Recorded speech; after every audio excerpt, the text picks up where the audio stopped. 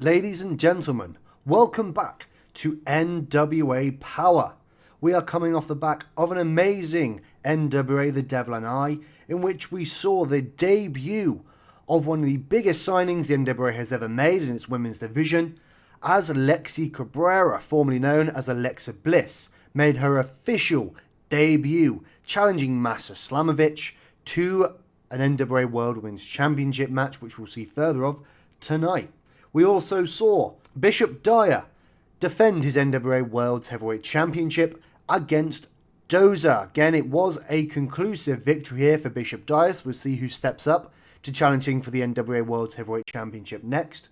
And we also saw the fact that Chris Brooks will face Ortiz at the next event, which will be NWA The Kids Aren't Alright, in a ladder match, with the winner of that going on to face Bishop Dyer, if he is still NWA World's Heavyweight Championship, at NWA 78. So there's huge ramifications for our next event, eventually leading into NWA 78 tonight on NWA Power. Our first taping opens up with Lexi Cabrera. She says she's here in the NWA to do what she does best, and that is win championships. She's about to address Masha Slamovich, the woman she came out and challenged at the end of The Devil and I, when Kenzie Page interrupts her. Kenzie says that she's sick of all these women coming into her division that she carried for over 900 days, and they're jumping to the front. She's the real star here. She's the woman. She's the top of the NWA Women's Division. Kenzie then slaps Lexi Cabrera across the face, leading to both women needing to be separated by security. So it seems that Lexi Cabrera may not be challenging Masha Slamovich, as Kenzie Page has put a challenge out for Lexi Cabrera. So we'll have to see how this develops in the coming episodes of NWA Power. We'll then have Matt Lee backstage. Weber Hatfield then comes up to him, however, and he says that he cheated to beat him again at The Devil and I. Matt Lee says he does what he needed to do, and if Weber Hatfield wants another shot, he's going to have to earn it in this next match. In our first taping, or our first match of these NWA Power tapings, Weber Hatfield does defeat Max Caster in about 7.5 minutes by pinfall. Again, he is on his way back to earning another shot at the NWA TV title, currently held by Matt Lee. So if he continues to win, then he may end up with another opportunity. We'll then go backstage once again, where we see EC3 and Trevor Murdoch, the current NWA World Tag Team Champions.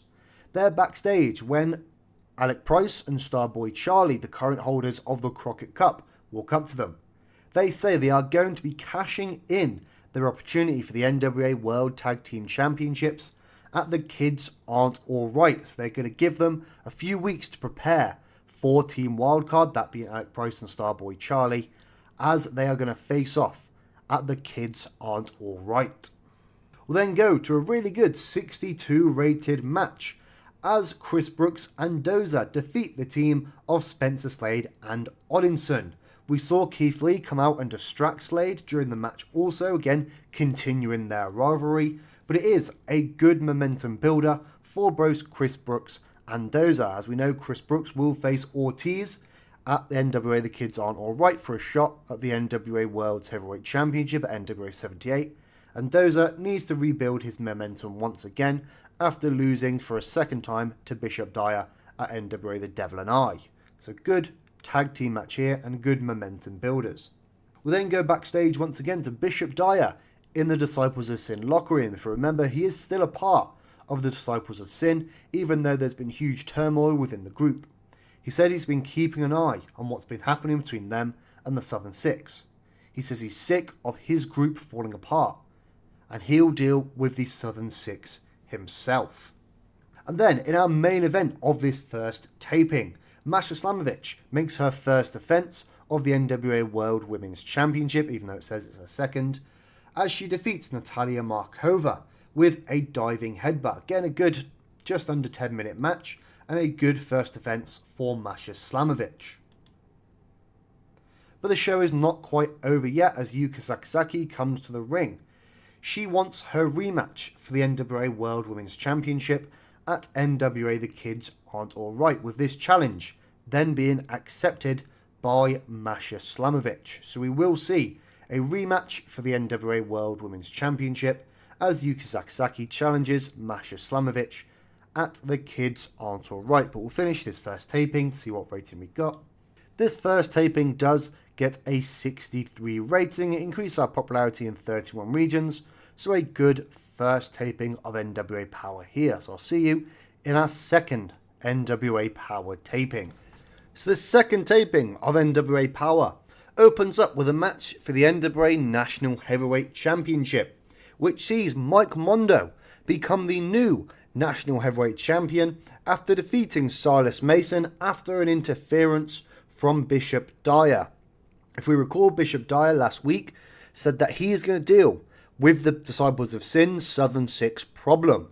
And he starts off today by making sure that Silas Mason loses the National Heavyweight Championship here to Mike Mondo.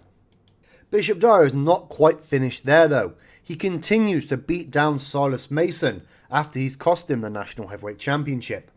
He goes out the ring, looks underneath it and finds a hammer. And he continuously beats on Silas Mason's leg with this hammer, leaving Silas completely unable to walk as Bishop Dyer goes backstage. So Silas Mason has been beaten down with this hammer and is completely unable to walk. We go to our next match, which sees the team of Weber Hatfield and Oliver Carter defeat Matt Lee and Max Caster after Weber Hatfield pins Max Caster. Getting a really good 49 rated match here. Weber Hatfield getting a 50, Carter getting a 48, Matt Lee getting a 51, and Max Caster being the weak link, getting a 39. Weber Hatfield getting a 50 but still being off his game, and he's continuously building momentum, hopefully to go towards another shot at the NWA World Television Championship. We'll then go backstage to Keith Lee. He wants one more match against Spencer Slade. However, Simon Diamond says, as Slade's representative, he rejects this proposal. Mark Henry then comes into the equation, and he says that Simon Diamond is fine to reject this proposal because he also rejects this one-on-one proposal. Instead, he's signed another match. At NWA The Kids Aren't Alright, it will be all three Diamonds in the Rough, so Slade, Plunkett and Westbrook, will take on Keith Lee and two partners of his choosing. So we don't know who those partners will be, but it'll be two partners of his own choosing. We'll then go to Yuka Sakazaki. She's backstage with Lexi Cabrera. She welcomes her to the NWA, but warns her that Kenzie Page and her group of Alison Kay and Karen Q are quite difficult to beat. She needs to be careful when she's messing with them. She also gently warns her not to get in her way to Masha Slamovich and the NWA World Women's Championship. So everyone is getting to know Lexi Cabrera now, and they are warning her to stay out of people's way. Again, I'm not sure Lexi will heed those warnings, but we'll have to see in the coming weeks. And in our main event of this second taping, we see Ortiz defeat Alec Price after being forced to use a foreign object against him. Again, it was quite a good 69 rated match. EC3 and Trevor Murdoch were also at ringside scouting their upcoming challenger, being Alec Price, but he is unable to defeat a very game Ortiz today. The show once again is not quite over yet though, as Chris Brooks comes out to the ring and goes face to face with Ortiz. As it looks like they're about to come to blows, Mark Henry comes out and says that they can't lay a finger on each other until the kids aren't alright, and if they do at any point before that, then the match will be off and none of them will get a shot at NWA 78. So if they both want to compete at the kids aren't alright, they are going to have to stay away from each other completely and make sure nothing physical happens. This one once again gets a 63 and it does increase our popularity in 31 regions once again, so consistently all round so far. So we'll have a look at our third taping right now of NWA Power. So this third show in this taping of NWA Power opens up with Mark Henry in the ring with both Chris Brooks and Ortiz. He has their contracts ready for the NWA The Kids Aren't Alright, but he reminds them of the conditions of their match. He tells both men that this contract signing will go off without any issues, because if they do come into physical contact with one another, then their match will be off. Both men do sign their contracts, but then the tension in the air makes them go face to face without coming to blows with each other. Henry stands back, fully expecting them to brawl, but they don't. They both walk out the ring mutually and without coming to blows, meaning their match is still on. We'll then go to our first match of these tapings, as the team of Alec Price and Starboy Charlie defeat the Diamonds in the Rough after Alec Price submits BK Westbrook.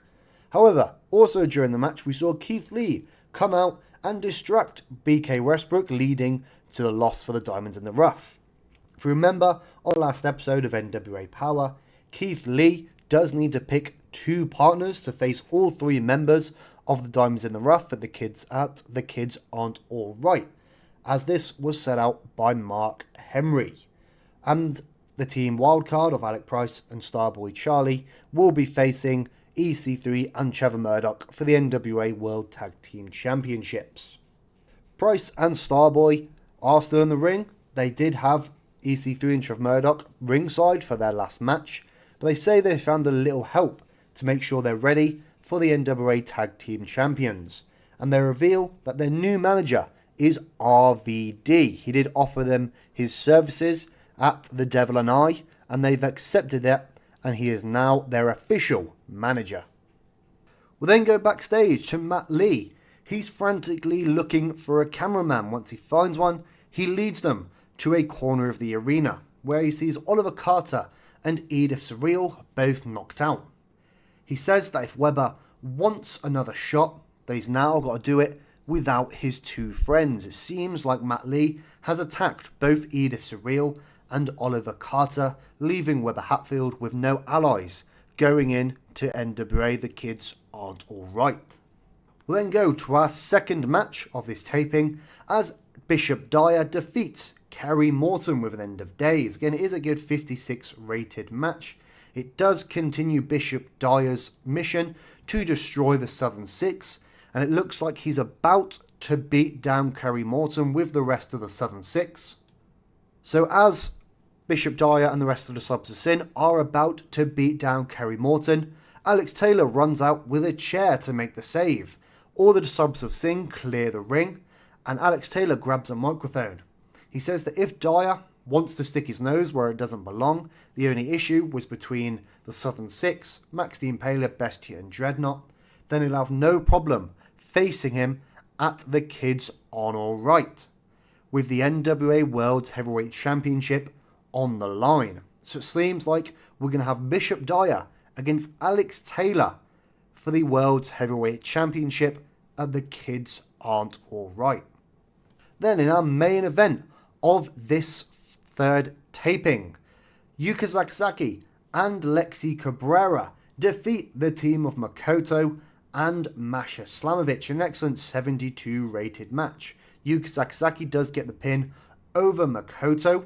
However, we also saw Kenzie Page run in and attack Lexi Cabrera throughout the match, completely taking her out of the match.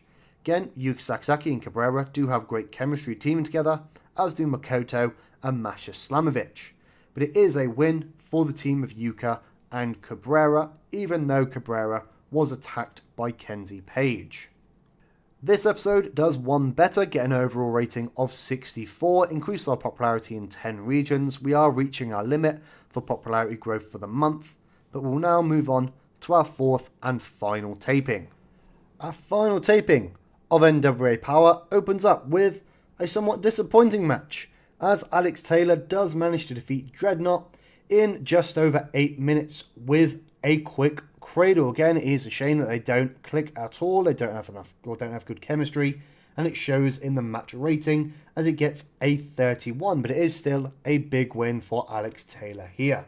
After the match, however, the rest of the Disciples of Sin, being Bestia, Dreadnought and Max the Impaler, swarm the ring looking to attack Alex Taylor. However, he manages to grab a chair and fights off all of the 3 other members as they try to attack. It leaves him standing tall above the three members of the Disciples of Sin as he goes towards the Kids on the right, where he faces Bishop Dyer for the NWA World Heavyweight Championship. We'll then go to a far better match than the previous one, even though once again these still don't have good chemistry, as Spencer Slade defeats Weber Hatfield in again about 8.5 minutes after a distraction from Matt Lee. Again, Matt Lee did tell Weber Hatfield to earn his chance at the TV title, but with this loss we'll see if Matt Lee is actually going to grant him that opportunity. After the match, it does look like Matt Lee and Spencer Slade are about to attack Weber Hatfield when Keith Lee comes running down to the ring. He clears both Matt Lee and Spencer Slade from the ring, leaving him to be able to check on Weber Hatfield. If we recall, it will be all three members of the Diamonds in the Rough against Keith Lee and two partners of his choosing at the Kids on All Right. We'll then go backstage to find EC3 and RVD. EC3 says he respects RVD and the wildcard team of Alec Price and Starboy Charlie. But this doesn't mean he's going to go easy on them as they challenge for the NWA World Tag Team Championships at the Kids on All Right. Before RVD can even respond, Bully Ray walks into the room. He says that both teams need to be on watch, as his boys, being Marshall Kett and Bojack, are not through with the NWA World Tag Team Championships just yet.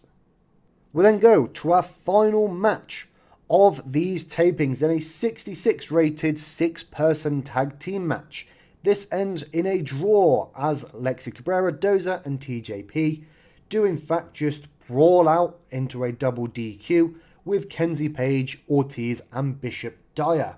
During the match we also saw Alex Taylor come in and attack Bishop Dyer. We also saw Chris Brooks at ringside watching Ortiz in his match before the NWA The Kids on All Right. Ortiz unfortunately does suffer an injury, but hopefully shouldn't take him out for that long. He is the best performer of the match with a 71. Get an excellent 66 rated match and a really good way to finish the show. But there is one more segment. This sees Masha Slamovich come out to help Kenzie Page attack Lexi Cabrera. But before they can both hit a devastating double team move on Lexi Cabrera, Yuka Sakazaki comes out to make the save. This leads to all four women brawling around the entire arena as the show goes off air. So the women's division is certainly heating up here in the NWA as we see the addition of Lexi Cabrera adding to Kenzie Page, Masha Slamovich and Yuka Sakazaki, and a really good way to finish this final taping of NWA Power. So this show is the worst of all, getting a 59, which is completely fine. Doesn't result in any popularity changes, which is again completely fine. We've probably reached our limit for the month. So we'll see what popularity changes we had and how much money we did lose on these tapings, because again, we do lose money on these. So we'll have a look at the injury to Ortiz first. Hopefully it shouldn't take him out for long. Only 17 days. He'll be fully fit in time for the Kids on All Right, so won't miss any dates. We'll have a look at our financial report. Again, we lost about $30,000, which again is completely fine. We're still at over $1 million. We still have made money for this month, but our workers are getting increasingly higher. If we have a look at our popularity recap, we have gone up in many different regions, 3 regions of the USA, and then quite a few regions of Japan, Mexico, and the British Isles. So good gains all around. But this, since we don't have a media scrum, is where I will finish the episode. Again, we are moving on to NWA The Kids on All Right, where we'll see Alex Taylor challenge Bishop Dyer for the NWA World's Heavyweight Championship.